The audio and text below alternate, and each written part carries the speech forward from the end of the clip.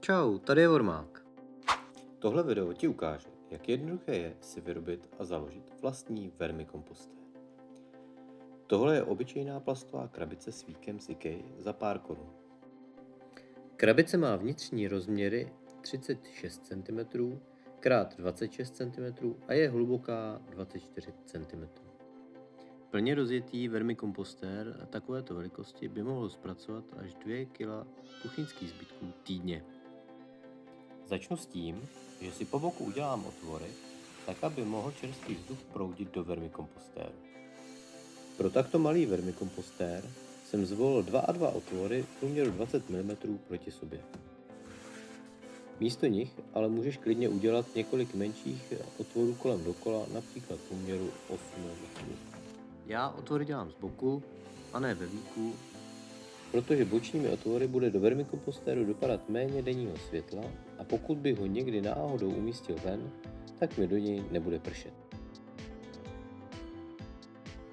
Teď otvory začistím a následně je zadělám síťkou pomocí izolepy. Tím se mi dovnitř nedostanou nezvaní hosté, jako třeba octomilky. Samozřejmě si taky můžete koupit hotový vermikompostér, například Urban Life nebo Urban Wormbag. Za pěkný design si ale připlatíte. Na druhou stranu je to úplně bez práce. Začínajícím a těm, co chtějí zachytávat žíželý extrakt, bych doporučil udělat pár otvorů i ve dnu. V takovém případě budete potřebovat ještě jednu stejnou krabici, do které těmito otvory odteče přebytečná tekutina vznikající při rozkladu zbytků ovoce a zeleniny, tedy krmiv. Pokud je však veden vermikompost správně, nejsou otvory ve dnu potřeba. Než si objednáme žížely, tak si musíme dopředu připravit podestýlku, do které žížely umístíme. Podestýlka by měla vytvořit vhodné prostředí pro žížely a slouží také k zakrytí zbytků ovoce a zeleniny. Jako podestýlku můžeme použít třeba kokosové vlákno, které koupíte slisované, dáte ho do vody a vytvoří tento krásný nadýchaný materiál. Nebo nadrcený karton, což je můj osobní favorit, protože je zadarmo a také je snadno dostupný. Já ho skartuji ve skartovačce na 18 listů. Můžeme ale také použít noviny, plata od vajec a pokud nemáš skartovačku, tak natrhaný karton.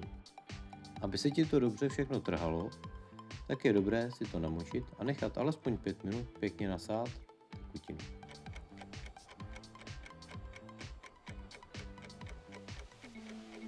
Jak vidíš, po 5 minutách to jde krásně. Podestýlka by měla být z netoxického, nadýchaného materiálu, který zadržuje vlhkost a umožňuje cirkulaci vzduchu. Vyloženě nevhodné je použít lesklý křídový papír z časopisů. Další vhodné materiály si probereme v některém z dalších videí, tak dej odběr a klikni na zvoneček, ať ti to neuteče. Na rozdíl od většiny jiných živočichů, žížely nakonec svoji podestýlku snědí. Takže ji budeš muset čas od času doplnit. Když mám natrháno, tak vezmu kousek suchého kartonu a položím ho na dno. Suchý karton nasákne přebytečnou vlhkost a zajistí, aby dole nestála voda. Natrhaný karton teď už jen vymačkám a předám ho do vermikompostéru. Další krok je příprava potravy pro žížely. Já tu mám slupku od banánu, kterou pokrájím na menší kousky, abych zvětšil plochu, na které se začnou množit prospěšné bakterie a mikroorganismy, kterými se žížely živí. Pak tu mám salátovou okurku a listy z řekviček. Oboje dvoje zmizí daleko dřív než banánová slupka. Jídlo jim vsypu do podestýlky a promíchám, čímž dojde k šíření bakterií a mikroorganismů po celém vermikompostéru. Takto by příprava mohla klidně skončit. Za týden bude uvnitř pěkně živo na mikroskopické bázi a žížely si nový domov rychle oblíbí.